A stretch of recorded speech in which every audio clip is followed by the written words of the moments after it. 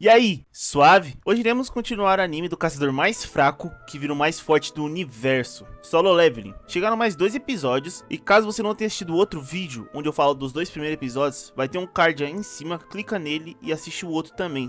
Beleza? Pra entender melhor o anime. Sem mais enrolações, vamos pro vídeo. O episódio começa com as sombras do Prota conquistando uma dungeon sozinhas. E Jinho não tinha visto elas antes, então fica assustado, pois elas fazem tudo sozinhas e nem precisam dele. As sombras até coletam as pedras de essência. O protagonista pode simplesmente limpar uma dungeon inteira sem a ajuda de ninguém, até para coletar as pedras de essência, mano. Isso é loucura. Agora nos Estados Unidos, vemos um gringo com medo de um cara que sai do meio do nada. O cara botou todo mundo pra dormir. Ele disse que não era um monstro, era apenas um humano que queria ir para casa. O Prota e o Jinho estão conversando na churrascaria, quando apontam que eles já tinham as 19 raids que o Jinho precisava para criar a guilda dele. Quando o Prota fala que agora acabaram as raids deles, ele ia dar um sumiço, falando que ia viajar um pouco. A guilda do cara nem começou direito e ele já quer férias. Isso que eu chamo de vagabundo mesmo. Quando Jinho abre o seu coração pro Prota, falando que seu irmão mais velho nunca tinha o tratado como irmão de verdade. E diz que o Prota só não salvou ele, como também ajudou muito ele.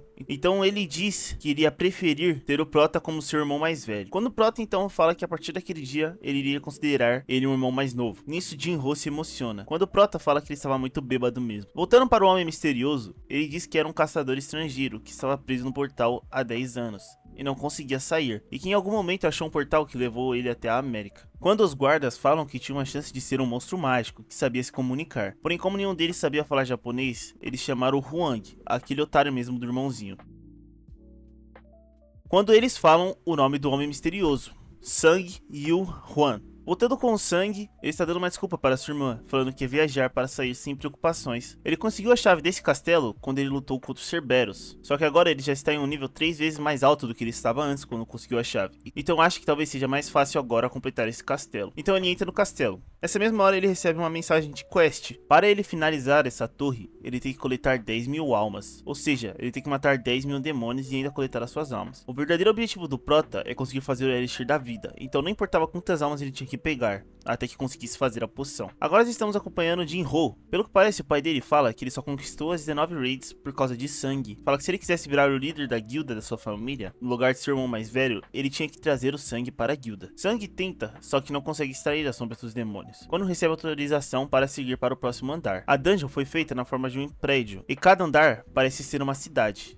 O Prota invoca uma de suas sombras para andar mais rápido quando um monte de demônios aparecem, então o urso parte para cima de todos eles, liberando o caminho à força. O Prota o apelida de tanque.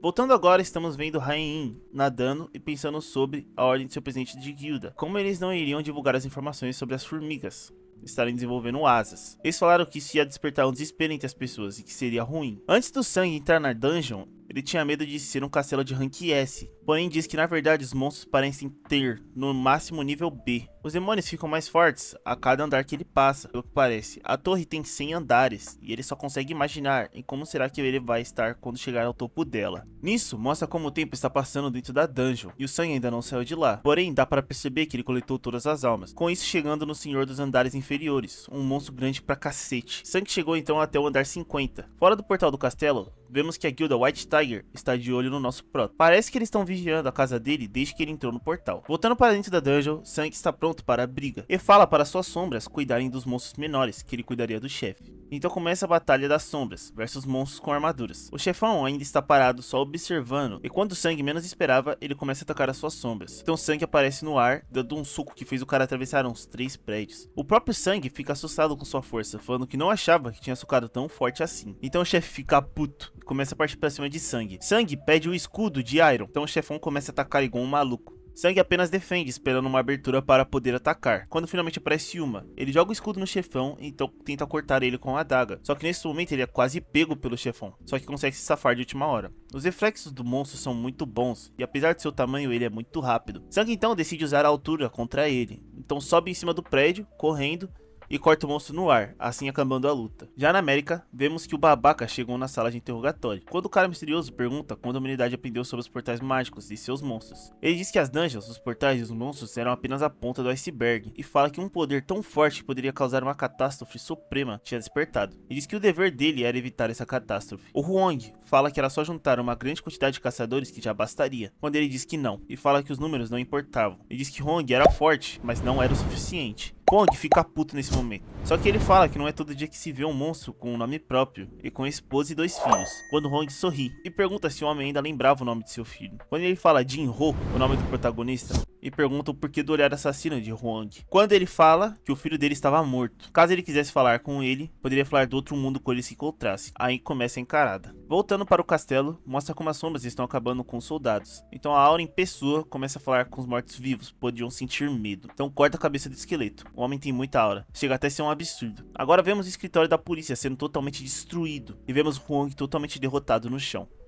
O cara tomou um pau mesmo do pai do Sang. Sang já está no andar 75 e ainda faltam 25 andares. E também é mostrado os itens que ele conseguiu para ter um boost nas habilidades, né? Porque não tem jeito. Ele também ganhou uma orbe que pode fazer com que seus magos dobrem a força dos ataques de fogo. Na caixa de lute amaldiçoado, ele ganhou uma chave. Ela não tinha descrição alguma. Ao derrotar o chefe do andar 50, ele ganhou um fragmento da árvore do mundo. E no andar 75, ao derrotar o chefe, ganhou a água nascente da floresta ecoante. Os dois são ingredientes para fazer o Elixir da vida. Agora só falta mais um. Sang precisa da poção para dar para sua mãe. E diz que da próxima vez que retornar para o castelo, vai ser a última vez. Episódio 3. O episódio começa com o Jin-Woo falando que não dá mais para fingir, então iria fazer sua reavaliação de ranking. Já no lugar que se faz a avaliação do ranking, vemos um dos recrutadores da guilda, White Tiger, pensando em quem ele vai conseguir recrutar. Ele está falando de caçadores ranking C, ranking D, quando ele vê Sang e fica surpreso. E já liga para o seu presidente de guilda, Baek, o caçador rank S, que consegue se transformar em um lobisomem. O recrutador fala que o Prota estava lá para fazer sua reavaliação. Então, Baek fala que estava a caminho. O anime mostra como, logo depois dos caçadores descobrirem seus rankings, tem um monte de recrutadores de guildas que estão tentando recrutar eles. Eles costumam recrutar caçadores com ranking D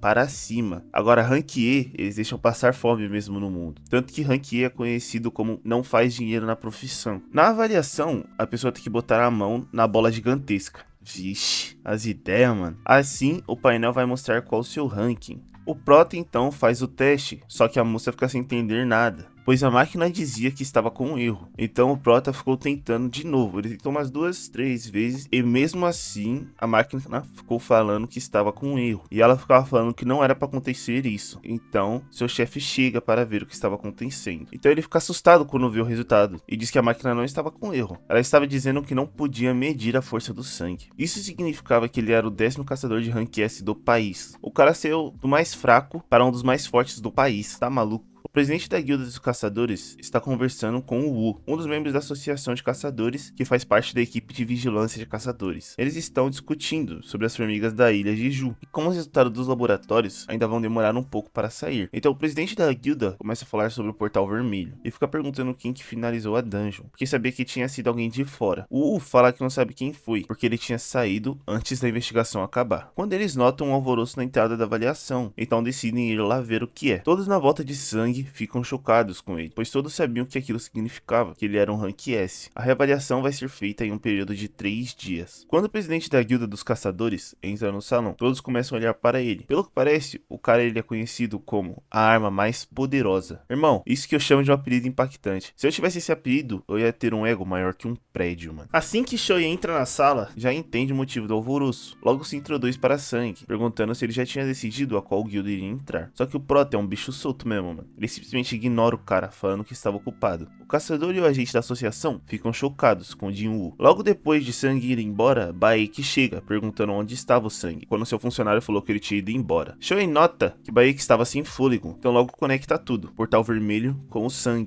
Quando Baek nota Choi, ele sabe que Choi saber disso é uma coisa muito ruim. O Prota está no quarto de sua mãe. Acredito que qualquer um sentiria falta de sua mãe, né? Logo ele fala para ela esperar só mais um pouquinho. Wu fala que ele pensava ser melhor em seu próprio trabalho, e diz que o trabalho da equipe de vigilância é ficar de olho nos caçadores e punir quem infringe a lei. Porém, caçadores de rank S eles não podem controlar, então diz que tinha alguém querendo ver o Prota. Gun-He, o líder da associação de caçadores. Ele parabeniza Sang por se tornar um caçador de rank S e fala que a reavaliação é uma mera formalidade, pois quando você é classificado como erro pelo painel, você já é automaticamente um caçador de rank S por definitivo. Então Sang pergunta por que tinha uma reavaliação. Ele diz que esse é o tempo para que eles possam recrutar os caçadores de rank S, pois a maioria dos caçadores escolhe entrar para uma guilda pelos status que eles podem dar, como fama, dinheiro e conforto. Já que a associação de caçadores não podem fornecer isso, eles têm poucos caçadores qualificados. Até o Wu, que é um dos melhores deles, é apenas de rank A. Então, pede para o Prota se juntar a eles, e fala que ele podia dar uma posição de poder dentro da associação de caçadores. O Prota pergunta o porquê de tanto esforço para recrutá-lo. Gun-He então explica que o principal defensor do povo não é mais o governo, e sim as guildas. E como entre elas tem as 5 potências, e que se caso Sang se juntasse a qualquer uma delas, iria desequilibrar, deixando alguma guilda muito forte. Sang pensa na proposta, e pensa no quanto essa era uma oportunidade quase imperdível. E como Gun-He é extremamente forte e era o primeiro rank S do país. E fala que talvez ele tenha chegado só agora no nível de força dele. E talvez ainda, tá? Então Sang recusa a proposta. Gun-He fica pensando que é por causa do dinheiro. Porém não. O Prota logo fala que ele quer lutar, que nasceu para ficar nas dungeons. Gun-He fica emocionado pela vontade de Sang e percebe que ele não estava mentindo. Ele disse que queria ser 20 anos mais novo para poder lutar ao lado de Sang. Então Sang se despede e vai embora. O Sang realmente fez uma boa primeira impressão, tá? Então diz que ele não podia entrar para a associação porque eles não tinham poder para comprar portais de rank A. Ele precisava subir de rank ainda mais para salvar a sua mãe, então não poderia perder tempo. Voltando com o Babaca, ele está no hospital todo quebrado depois daquela surra que ele tomou. Quando o subchefe chegou para perguntar se o pai do Sang era realmente um monstro, porém ele disse que tinha certeza que ele era. Pelo que parece, estão atrás dele, porém acreditam que não vão conseguir pegar ele, né? Quando nos mostra que o pai do Sang falou para o Babaca: fique longe da minha família, pro seu próprio bem, senão nem a morte te salvará de mim. Kwang fica puto e fala que ele precisa de um artefato para destruir o pai de Sang. Artefato são equipamentos de alto nível que não se podem ser produzidos. Dá para achar eles em leilões online, porém eles são muito caros. Ele queria ter o equipamento perfeito antes de voltar para a dungeon, quando Sang acha um convite para uma dungeon de rank A. No escritório de Gun-He, eles estão investigando o passado de Jin Woo, quando eles acham um registro de uma raid de dungeon dele, com a guilda dos caçadores. Gun-He então fica pensando que ele estava mentindo para ele, porém descobre que Jin Woo se juntou ao grupo de mineração. Na raid, eles estão esperando a equipe de ataque acabar com os monstros para que eles possam minerar as pedras. Em portais de rank alto, costuma ter um investimento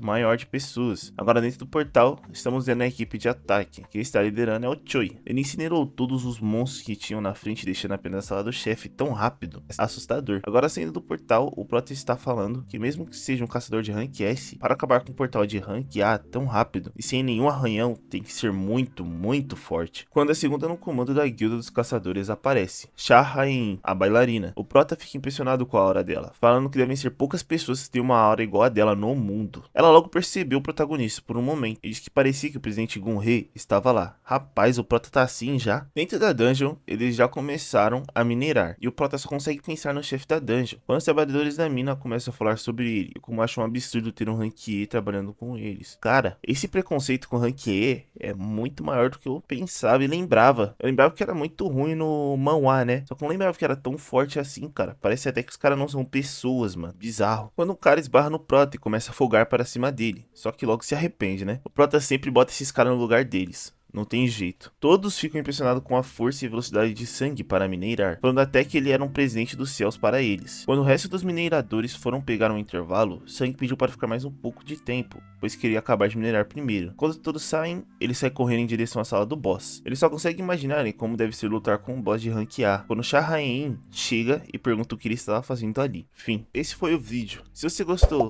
deixa um like aí para me apoiar. Comenta alguma coisa, se inscreve, compartilha com algum amigo e ative o sininho para não perder nenhum vídeo. Vai aparecer outro vídeo aí em cima bem parecido com esse. Caso você tenha gostado desse, eu sugiro que vá lá, assista o outro, vê se você gosta. Caso tenha gostado, faça a mesma coisa. Bom, eu fico por aqui. Falou, tamo junto.